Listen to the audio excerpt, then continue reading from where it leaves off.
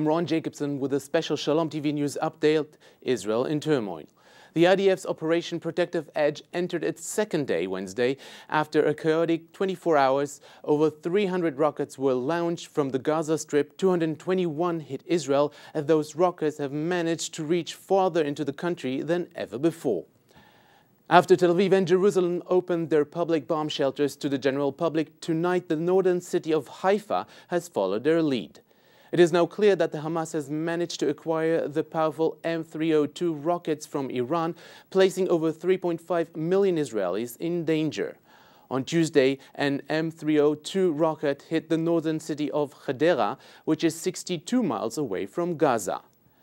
Back in March, the Israeli Navy found hundreds of the same type of rockets on board the Class C vessel that was intercepted. However, it seems that other ships were able to make it into Gaza nonetheless. The M302 has a striking range of 100 miles, allowing Hamas to target most of the state of Israel. The Hamas-operated Al-Aqsa TV in Gaza has broadcasted today 3 videos in Hebrew threatening Israelis they would go back to sending suicide bombers to the major Israeli metropolitans, saying, and I'm quoting, "Wait for suicide attacks on every bus, cafe and street. Start counting the number of coffins you will need." End quotations.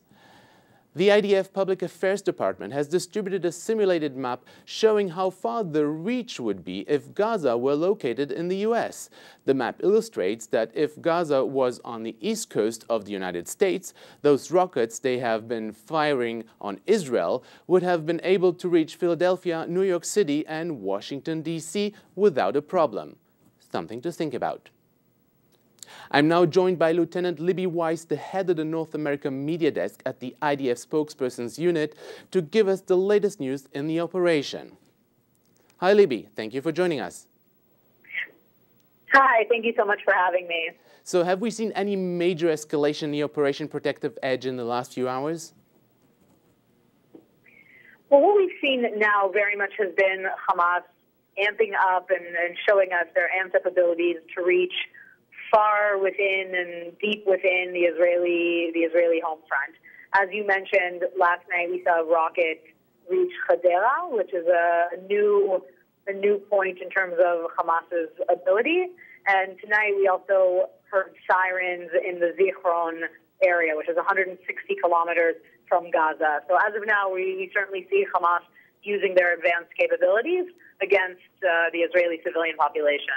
And we've seen the IDF also managing to intercept a ground attack of various Hamas cells attempting to infiltrate Israel?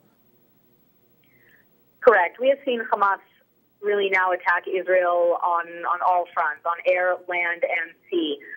Yesterday, we witnessed 5 Hamas terrorists infiltrate into Israel from the sea with the goal of reaching the Zikim military base not far from the coast. We caught them in the act and successfully killed them and successfully prevented them from being able to infiltrate that coast. But that is certainly something that we are seeing, and our preparedness and our awareness is certainly heightened to all of the possible fronts. Now, President Shimon Peres, in an interview on CNN today, claimed that Israel is about to deploy ground forces into Gaza. Has there already been any decision on that? That decision has not been made by the political level within Israel. We are waiting to receive that guidance from the political level, and upon receiving it, we will be prepared to carry out whatever directives they provide us. But does it seem that the ground deployment will be the last resort? For us, there's no interest to carry out a ground invasion.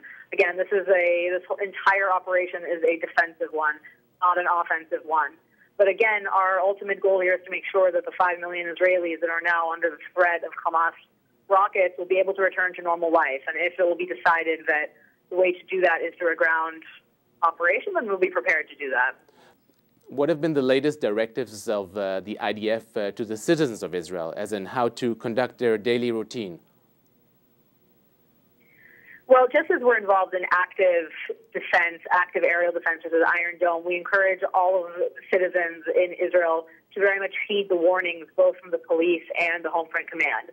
So those include, one, being aware of where the shelters are, whether that's in a workplace, whether that's in a residential building, elsewhere, and to respond to the sirens that are going off. It's critical to do so. It's the responsibility of every citizen to respond to those sirens and to seek places that are safe, and shelters in particular. Additionally, in the south and in the areas that are in about a 40-kilometer range from Gaza, people have been instructed not to go to work. Summer camps are not operating, and people have been instructed as well not to congregate in large groups. So there is really no doubt that this onslaught from Hamas is impacting every aspect and every area of human life here in Israel. Lieutenant Libby Weiss, the head of the North America Media Desk at the IDF Spokesperson's Unit, thank you very much for joining us from Jerusalem. Thank you. And that wraps up another Shalom TV special news update, Israel in Turmoil. For Shalom TV, I'm Ron Jacobsohn.